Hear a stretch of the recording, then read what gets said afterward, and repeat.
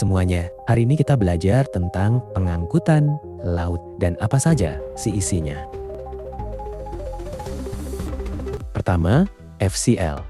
FCL adalah singkatan dari Full Container Load. Ini adalah istilah dalam industri, pelayaran dan logistik yang merujuk pada layanan pengiriman di mana satu kontainer peti kemas disewa penuh dan diisi secara eksklusif oleh barang milik satu pengirim shipper saja. Kontainer tersebut tidak dicampur dengan barang atau kargo dari pengirim lain. Meskipun namanya full container load, tidak selalu berarti kontainer harus terisi penuh 100%. Yang penting, kontainer tersebut dipesan dan didedikasikan untuk kargo satu pengirim, terlepas dari apakah volumenya benar-benar mengisi seluruh ruang. Kapan FCL digunakan? Layanan FCL sangat cocok jika Anda memiliki volume barang besar. Jumlah kargo Anda cukup besar untuk mengisi sebagian besar, atau bahkan seluruh ruang kontainer standar seperti ukuran 20 kaki atau 40 kaki mengirim barang bernilai tinggi. Karena kontainer hanya berisi barang Anda dan disegel, tingkat keamanan dan privasi isinya lebih terjamin. Membutuhkan kecepatan proses stuffing, pemuatan, dan unstuffing, pembongkaran menjadi lebih cepat karena tidak perlu ada proses konsolidasi atau pemisahan barang dari pengirim lain seperti pada layanan LCL, Less Than Container Load. Ingin biaya lebih efisien untuk volume besar. Untuk pengiriman dengan volume besar, biaya sewa satu kontainer penuh cenderung lebih hemat per unit kargo dibandingkan jika dikirim menggunakan layanan LCL. Kedua, LCL adalah metode pengiriman internasional. Ketika barang yang dikirim tidak memenuhi kapasitas satu kontainer penuh. Dalam sistem ini, barang dari beberapa pengirim dikumpulkan dan digabungkan ke dalam satu kontainer oleh perusahaan freight forwarder. Penggabungan ini memungkinkan pengirim dengan volume kecil tetap dapat melakukan ekspor atau impor tanpa harus menanggung biaya kontainer penuh. Prosesnya dimulai dari konsolidasi barang di gudang forwarder. Lalu, seluruh muatan yang sudah digabungkan dimasukkan ke kontainer dan dikirim ke negara tujuan. Setelah tiba, barang kembali dipisahkan melalui proses dekonsolidasi sebelum diserahkan kepada masing-masing penerima. Biaya LCL dihitung berdasarkan volume atau berat barang, tergantung mana yang lebih besar, sehingga lebih ekonomis bagi pengusaha kecil atau pengirim dengan muatan terbatas. Namun, waktu tiba sering lebih lama dibanding FCL karena melibatkan proses tambahan, mulai dari penyortiran, penataan muatan, hingga pemeriksaan bersama. Risiko kerusakan atau salah penanganan juga sedikit lebih tinggi karena kontainer diisi oleh banyak pengirim dengan jenis barang berbeda. Meskipun demikian, LCL tetap menjadi pilihan praktis bagi banyak pelaku usaha yang membutuhkan fleksibilitas dan efisiensi biaya tanpa menunggu volume besar.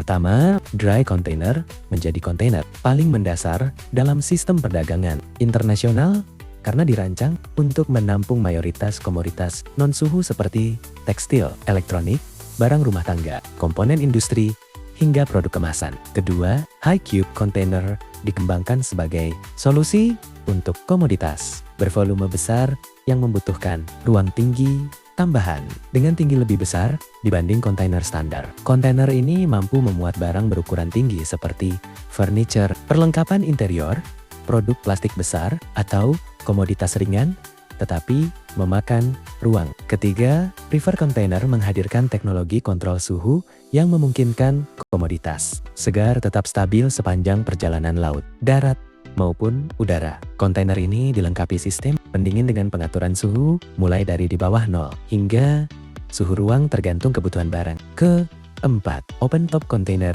dirancang tanpa atap tetap, melainkan dapat ditutup menggunakan terpal yang fleksibel. Desain ini memudahkan pemuatan barang berukuran tinggi atau barang yang harus dimasukkan dari atas menggunakan crane, bukan melalui pintu belakang.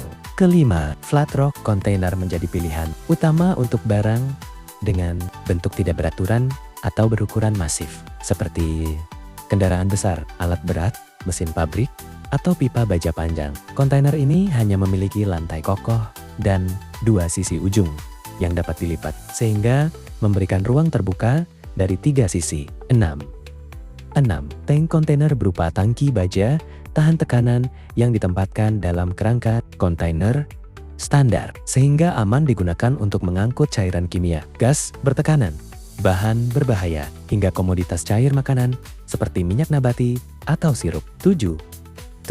Bulk container digunakan untuk komoditas curah kering seperti biji kopi, kakao, gandum, pupuk butiran, atau granul plastik. Kontainer ini dilengkapi bukaan khusus di bagian atas atau samping agar pemuatan dapat dilakukan menggunakan sistem curah seperti conveyor atau hopper. 8. Insulated container memiliki lapisan isolasi di seluruh dindingnya, sehingga menciptakan kondisi suhu lebih stabil tanpa bantuan mesin pendingin. Penggunaannya ditujukan untuk barang yang sensitif terhadap fluktuasi suhu, misalnya makanan olahan, coklat, kosmetik tertentu, atau barang teknis yang tidak boleh terpapar perubahan suhu ekstrem. 9. Platform kontainer tidak memiliki dinding dan tidak memiliki atap, hanya berupa lantai kokoh yang dibuat dari baja tebal. Desain ini memungkinkan barang yang dimensinya melebihi ukuran kontainer standar untuk ditempatkan secara aman. Misalnya, komponen pabrik, struktur baja, kendaraan industri, atau bagian pesawat. Terakhir, car carrier container dibuat secara khusus untuk pengangkutan mobil dan kendaraan lain agar tidak bergeser atau rusak selama perjalanan laut. Bagian dalamnya dilengkapi rel, pengunci ban, dan sistem pengikat yang menahan kendaraan di posisi tetap. Studi kasus, Samsung mengirimkan komponen elektronik sensitif dari Busan, Korea ke Port Klang, Malaysia menggunakan FCL Full Container Load. Jenis container, dry container, 40 feet high cube. Masalahnya, setiba di Port Klang, beberapa barang mengalami kerusakan akibat kondensasi container rain. Komponen PCB mengalami oksidasi dan short circuit. Penyebabnya, kelembapan tinggi selama perjalanan, tidak menggunakan pengendali kelembapan. Solusi penanganannya: 1.